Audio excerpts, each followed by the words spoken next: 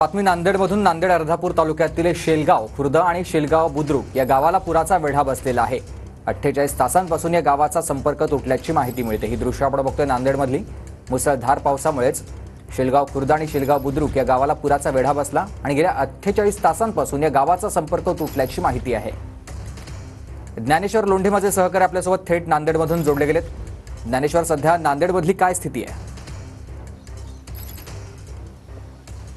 निश्चितच सुमित, आपण जर बघितलं तर गेल्या 2 दिवसापासून नांदेड जिल्ह्यात मुसळधार पाऊस सुरू आहे। नदी नाल्यांना पूर आलाय। मी आता अर्धापूर तालुक्यातील शेलगाव खुर्द परिसरात आहे। आपण जर बघितलं तर ही नदीचं सगळं स्वरूप आहे आणि माझ्या जवळून जे आहे जवळपास नदी 50 ते 100 मीटर आहे। मात्र असं असलं तरी एवढा मोठा पाऊस एवढा पडल्यानंतर एवढं मोठं पाणी या ठिकाणी दिसतंय। शेलगाव खुर्द आणि शेलगाव बुद्रुक या दोन्ही गावाचा संपर्क जो आहे तो नांदेडशी तुटला आहे। विशेष म्हणजे आता या दोन्ही गावात कुणालाही येता येत नाही, कुणालाही जाता येत नाही आणि लाऊडस्पीकरच्या माध्यमातून जे आहे ते गावात अनाउन्सिंग केली जाते, काळजी घ्या, सतर्कता असंही सांगितलं जातं। आपण जर बघितलं तर या दोन्ही गाव छोटे आहेत। या गावात जे आहे ते दवाखाना नाही, मेडिकल नाही, अशा परिस्थितीत जे पुराचा वेढा या गावांना जे आहे ते आला आहे आणि दुर्दैवानं जर कोणी आजारी पडलं तर त्यांच्यावर उपचार कसे करायचे असा प्रश्न आता गावकऱ्यांसमोर उभा आहे। गेल्या 48 तासापासून या गावाला या पाण्याचा वेढा आहे, त्यामुळे जे आहे ते भीषण परिस्थिती नांदेड जिल्ह्यात या पावसाची निर्माण झाल्याचे आपल्याला चित्र पाहायला मिळते। आपण जर इकडे बाजूला बघितलं तर इकडे ऊसाचं पीक आहे, ते ऊसाचं पीकही पाण्याखाली गेलेलं आहे। एकंदरीत जर बघितलं नांदेड जिल्ह्यात सर्वत्र कमी जास्त प्रमाणात अशीच परिस्थिती पाहायला मिळते आणि पाऊस आता